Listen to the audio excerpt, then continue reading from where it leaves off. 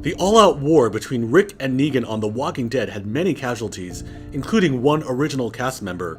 Fandom looks back at the major characters that were killed off in Season 8. Carl Grimes, the son of Rick and brother to Judith, died after being bitten by a walker. Many fans were shocked when he passed, as they were sure he would be one of those who would always keep on fighting. Carl was the youngest main character introduced at the beginning of the series. As time went on and his hair grew longer, Carl turned into a bona fide badass. When Negan first appeared and did his eeny, meeny, miny, mo routine, Carl stared back at him with no fear in his eye. Speaking of Carl's eye, remember when he lost his? While being mauled by walkers, Ron Anderson fired a bullet that pierced Carl's right eyeball. Many thought his life was over then and there, but after a long recovery period, Carl pulled through. Maturity and resilience were just two of Carl's many qualities. He was also a kind-hearted boy. Carl also went out of his way to help strangers in need. The reason Carl got bitten was that he went out of his way to help a man named Sadiq, a lone survivor he came across. After seeing so much death during the war between Rick and Negan, Carl realized that more killing wasn't the answer to a peaceful future. Because of that, Carl believed helping Sadiq was simply the right thing to do. Carl will be missed by all of his loved ones, including the fans who watched him grow throughout the series.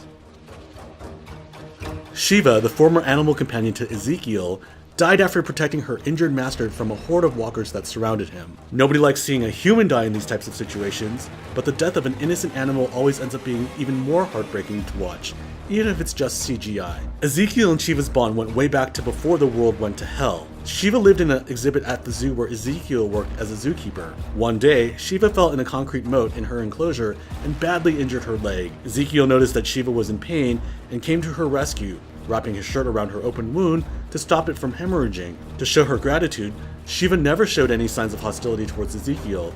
She would become his protector and helped him establish his royal persona. Shiva also served as an inspiring symbol to the kingdom. She displayed a strength and fearlessness that gave the people of the colony hope. Besides heroically saving her master's life by sacrificing her own, Shiva rescued Carl from near death. In the 7th season finale, Negan was about to crush Carl's skull, but stopped when he heard Shiva's roar. She attacked the saviors and forced them into a retreat. If it weren't for her bravery, Carl and many others might have died that day. Shiva's sacrifice will now be forever etched in the hearts of many Walking Dead fans.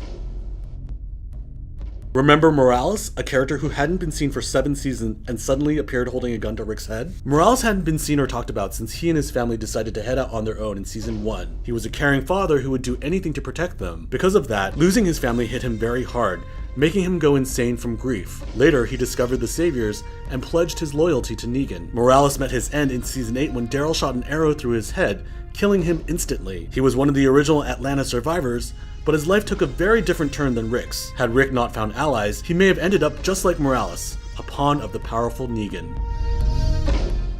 Simon, former right-hand man to Negan, was killed by the big man himself after he started a mutiny within the Saviors. Fans got to see him on screen for only a short time. However, they did enjoy whenever he would appear because it meant something big was going down. Simon's backstory remained a mystery, but fans still got a good understanding of the man he was. He was brutal, sadistic, but also had this air of charisma around him. It made listening to him talk down to people like Gregory even more entertaining. In a way, he could have made a very good leader for the Saviors since he shared many qualities with his boss. But even Negan felt like Simon's tendency for violence was a little extreme. When Simon ordered the massacre of Jadis and her group of scavengers, his penchant for violence became evident. Needless to say, Negan was not having any of that. Negan decided to give Simon a chance to fight for the position of top dog. Simon fought Negan and initially got the upper hand before Negan eventually overpowered him. Negan strangled Simon to death, then kept his reanimated body chained outside Sanctuary to serve as a reminder not to cross him. Simon proved that not all leaders are followed blindly, a lesson Rick will learn as well. For more coverage of The Walking Dead,